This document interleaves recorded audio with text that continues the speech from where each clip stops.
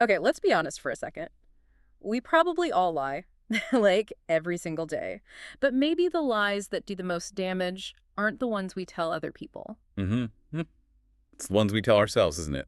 The little fictions we spin just to get through the day. Exactly, like saying I'm fine when you're absolutely breaking inside. Or, calling constant avoidance, keeping the peace. Or maybe renaming something that feels a lot like fear, calling it patience instead. Yeah. It's that subtle narrative management we do.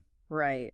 And that gap, the one between the cold, hard truth and that perspective story we tell ourselves, that's exactly what we want to dig into today. So if you're curious about why we do that, how those stories work, well, you're in the right place. Yeah, our goal here is to really unpack the psychology behind self-deception. We'll look at the actual costs, what the research says about living inside that illusion. And then we'll get into the courage it takes to actually face reality. Uh-huh. We're drawing on some classic psychology, a bit of modern neuroscience, and even some philosophy to explore this. And it's important to say this isn't just, pop psychology. The sources suggest self-deception is maybe less of a character flaw and more of a fundamental human mechanism, sometimes even an adaptive one. Okay, so let's unpack that first part then. Why does truth, which you'd think would be liberating, why does it feel like such a threat sometimes? A threat to the stories that, well, protect our sense of who we are. Well, the main driver, psychologically speaking, seems to be the search for comfort. I mean, the mind invents these excuses, these half-truths, these sometimes pretty elaborate stories, specifically to shield the ego. To shield it from what? Pain? From emotional pain, yeah, or from Yeah. truths that just feel too inconvenient or maybe too destabilizing to deal with right now. It's basically a shield. Its first job is protection. Okay, so it's defensive, designed to keep things stable, to protect the self. That sounds a lot like Freud's ideas, right? His defense mechanisms. Absolutely. Freud talked about things like denial, just flat out refusing to accept reality, or rationalization. Ah, rationalization, finding those logical sounding excuses for doing something that wasn't very logical at all. Precisely. And Freud saw these not as just like bad habits, but as active psychological maneuvers. Their specific job is to protect the ego when reality feels too painful or overwhelming. The mind's basically prioritizing immediate emotional safety over, well, accuracy. And the engine driving this day to day for most of us, that's cognitive dissonance, wouldn't you say? We feel it all the time. Oh, definitely. Dissonance is that really uncomfortable feeling you get when things just don't line up internally. Leon Festinger's theory from back in the 50s really nails it. It explains how we deal with conflicting information inside our own heads. Like when what we do clashes with what we believe. Exactly. If your actions go against your core beliefs, Right. What you think you value or what you think you should be doing, that creates this intense inner tension. It's almost physically uncomfortable. And humans are, generally speaking, pretty bad at just sitting with that discomfort. We want it gone. We really do. Mm. So to get rid of that dissonance, that painful feeling, we often don't change the action. That usually takes effort, maybe admitting we were wrong. Instead, We change the belief. we change the belief. We generate what our sources call a comforting lie. We subtly shift our thinking to make it fit the action we already took. Like, say I think I'm a really frugal person, but then I splurge on something expensive. Right. Instead of taking it back, I might start telling myself, oh, it was actually an investment in my well-being, or, I totally deserved this treat after working so hard. Yeah. The belief shifts to justify the action. Yeah, that's the classic example. And it shows the tricky part, doesn't it? The goal is protection, but the result is often preserving a behavior that might actually be negative or destructive just because the lie makes it feel okay. And that brings up another layer. Maybe the goal isn't just internal comfort.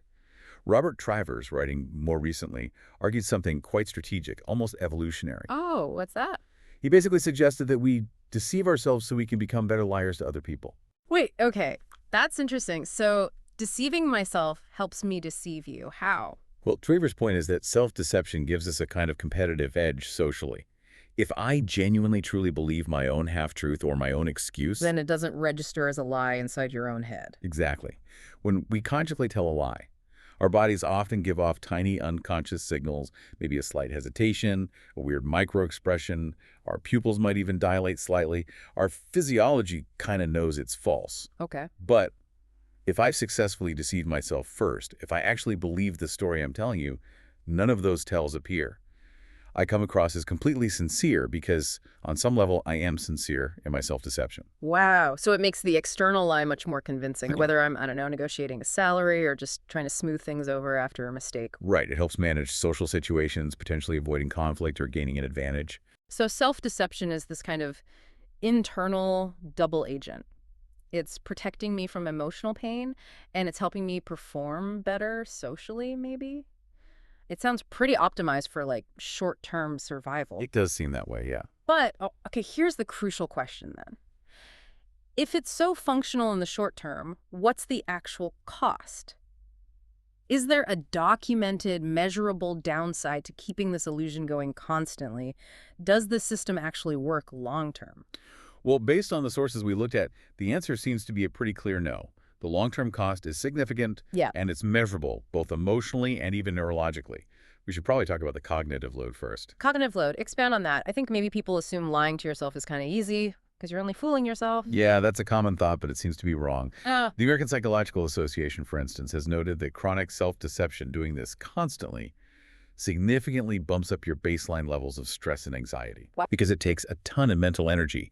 You're essentially holding two contradictory ideas in your head at the same time. The actual truth, which deep down, some part of you knows, right. and the protective story, the narrative you're consciously trying to maintain. Yeah. You're spending energy actively fighting reality moment to moment, and that fight is just fundamentally exhausting. It's like running some demanding software in the background all the time, just draining your mental battery. Mhm. Okay, but you mentioned neurological findings. That sounds pretty critical. It suggests the brain itself changes. It does, yes. There was a study Garrett and colleagues published it a few years back showing something they called amygdala desensitization linked to dishonesty. The amygdala. That's Yeah. like the brain's alarm center, right? Yep. For emotions. Exactly. It's our emotional alarm system. Yeah. It reacts strongly to things like moral conflict, generating those feelings of guilt or shame, or just that deep discomfort, what we might call our conscience.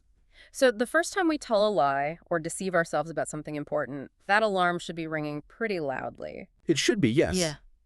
But the brain is incredibly adaptive. It gets used to things through habituation. And what Garrett's research found was that the more consistently we lie, either to others or, crucially, to ourselves, through self-deception, Mm-hmm. the easier it gets. Because the amygdala's emotional response actually gets weaker. It quiets down over time. The internal alarm bell basically gets muted. Okay, the implication of that is kind of terrifying. If the brain makes dishonesty feel more comfortable by turning down the volume on the guilt or the discomfort, then the actual unvarnished truth must start to feel what? Oh. Threatening? Painful? That's exactly it. It creates this really vicious cycle. The source material puts it pretty starkly. Yeah. The more we lie to ourselves, the quieter that internal alarm becomes until even truth feels like an attack. Oh. So when someone, maybe a friend or a therapist, challenges your protective story, it doesn't just feel like a disagreement. It can feel like a genuine existential threat because it's trying to reactivate that alarm system you've become physiologically conditioned to avoid. Which raises a really important question, I think, for anyone listening. If our brains are sort of hardwired to adapt like this, making dishonesty feel like the easier path over time, how on earth do you break that cycle? How do you retrain a brain that's gotten used to the comfort of the fiction? Well, that's where courage comes in, isn't it? If the mind's default is this immediate self-protection, then choosing to face reality, especially an uncomfortable reality, requires real, genuine courage. It's about choosing the temporary pain of the truth over the maybe chronic lower level pain of the lie. Exactly. And this is where philosophy actually gives us some useful ways to think about it, some anchors for trying to dismantle those illusions we build. Okay, so where do we start? Maybe with a warning. I know Nietzsche had some pretty blunt things to say about truth avoidance. He did. Nietzsche wasn't really one for sugarcoating things. He argued that sometimes people don't just passively avoid the truth, they actively resist it because, in his words, they don't want their illusions destroyed. So it's not just being scared of the consequences. Not entirely. Nietzsche suggests it's deeper. The illusion itself becomes part of your identity. It provides structure, comfort, a sense of safety, even if it's flawed. And for some people, the familiar suffering within that known illusion feels preferable to the terrifying uncertainty that might come if that illusion shatters. That really explains why sometimes when you try to talk to someone about something difficult, maybe confront them gently, it feels like you've launched an attack. It's not just about the facts. It's like you're threatening the very foundation of their story about themselves. Precisely. You're poking at that carefully constructed narrative they maybe spent years reinforcing. Okay, so Nietzsche warns us about the resistance to truth. But who offers a path through it? Well, Carl Jung offers a really interesting kind of counterintuitive path. Jung suggested that enlightenment or psychological wholeness isn't achieved by, like, imagining fissures of light or focusing only on the positive. Okay. He said it's achieved by making the darkness conscious. Making the darkness conscious. Wow. That's a very different approach. Yeah. It shifts from just denying the negative stuff to actively engaging with it. Yes, it means the goal isn't some kind of instant purity or trying to wish away the uncomfortable feelings or the bad behaviors. It's not about just stopping the lie immediately. Not necessarily as the first step. The first step is active engagement with why the lie exists. It means choosing to sit with the discomfort, to actually confront the painful realities, to look squarely at those dark corners. We usually avoid the parts protected by the narrative. So if the protective story is, like we said earlier, I call my avoidance piece. The Jungian approach would be to consciously examine the fear that's actually driving that avoidance.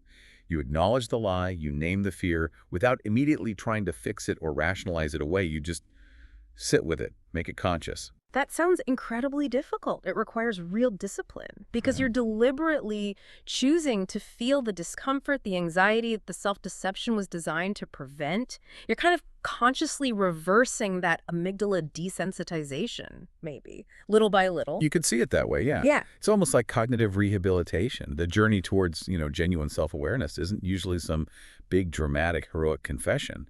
It's more about cultivating the courage day by day, to let reality cleanse illusion, as one source put it, slowly, maybe uncomfortably.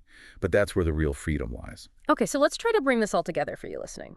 We've talked about how self-deception is, well, fundamentally a defense mechanism. It protects us from emotional pain, from that cognitive tension, and it can even serve a strategic purpose, helping us deceive others more effectively. It works pretty well in the short run. But, and this is the crucial but, that short-term comfort comes with pretty severe long-term costs.